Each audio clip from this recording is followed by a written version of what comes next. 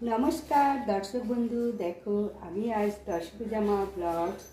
আজ প্রতি 23 কার্তিক মাস, দামোদর মাস, নিয়ম সেবার মাস এবং শেষ হয়ে গেল রাস পূর্ণিমা দিন। কিন্তু তবু কার্তিক মাস পুরো শেষ পর্যন্ত তোমরা কার্তিক পূজা পর্যন্ত দীপদান করতে থাকবে।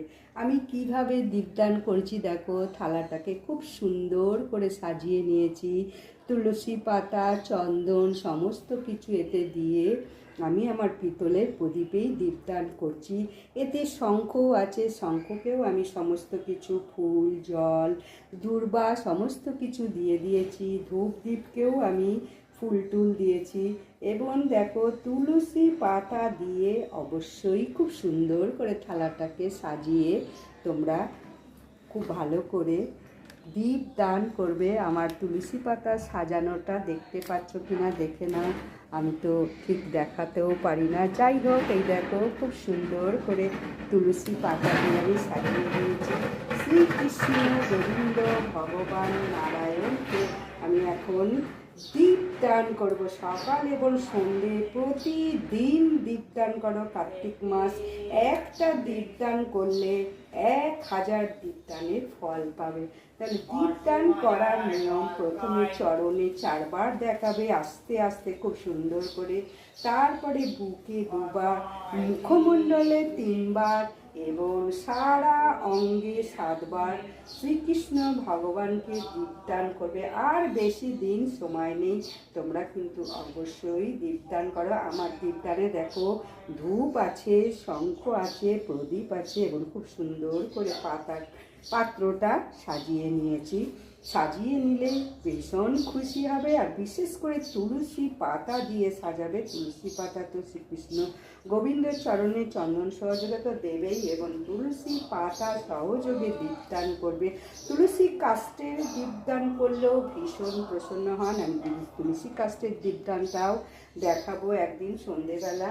এখন আমি দেখাচ্ছি শ্রীকৃষ্ণ গোবিন্দ ভগবানকে কীভাবে দীপদান করতে। দেখো চরণে আমি ঠিক আস্তে আস্তে মানে 4 বার বলবো, হরে কৃষ্ণ কৃষ্ণ কৃষ্ণ হরে হরে, হরে রাম রাম রাম হরে হরে, হরে কৃষ্ণ কৃষ্ণ কৃষ্ণ হরে হরে, হরে রাম রাম রাম হরে হরে, হরে কৃষ্ণ কৃষ্ণ কৃষ্ণ হরে হরে, হরে রাম রাম রাম হরে হরে। এইভাবে 7 বার আমি পুরো 4 বার, 2 বার, 3 বার এবং 7 বার সারা অঙ্গে দেখলাম। এবার অন্যান্য দেবতাদের মুখমণ্ডলে দেবে 3 বার করে। এটা সবসময় মাথায় রাখো, অন্যান্য দেবতাদের চরণেও নয়, বুকেও নয়, মুখমণ্ডলে 3 বার দেবে। হরে কৃষ্ণ কৃষ্ণ কৃষ্ণ হরে হরে, হরে রাম রাম রাম হরে হরে।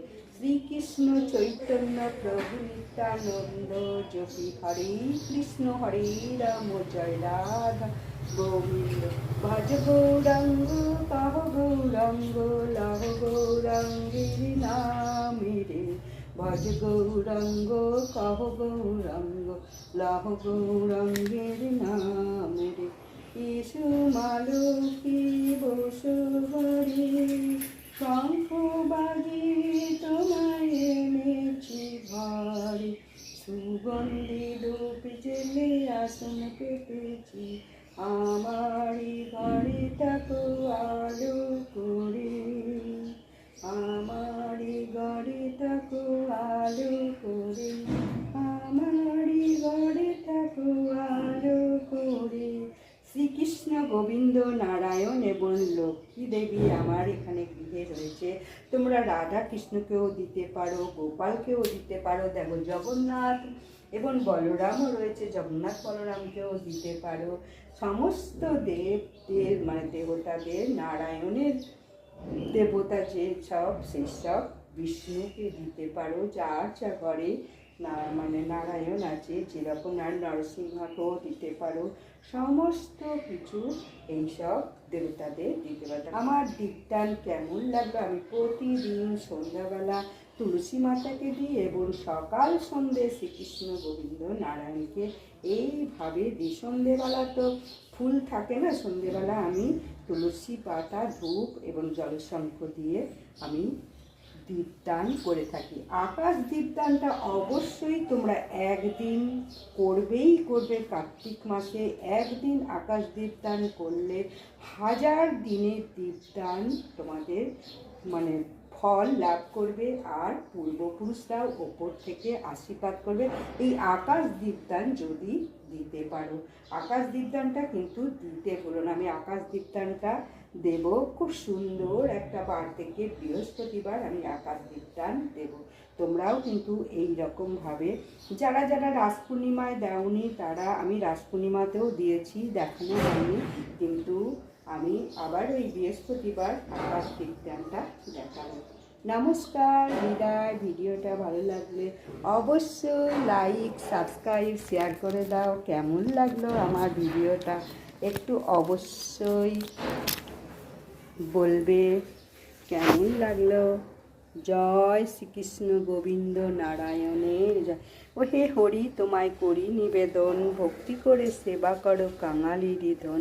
ও হে হরি তোমায় করি নিবেদন, ভক্তি করে সেবা করো কাঙালির ধন।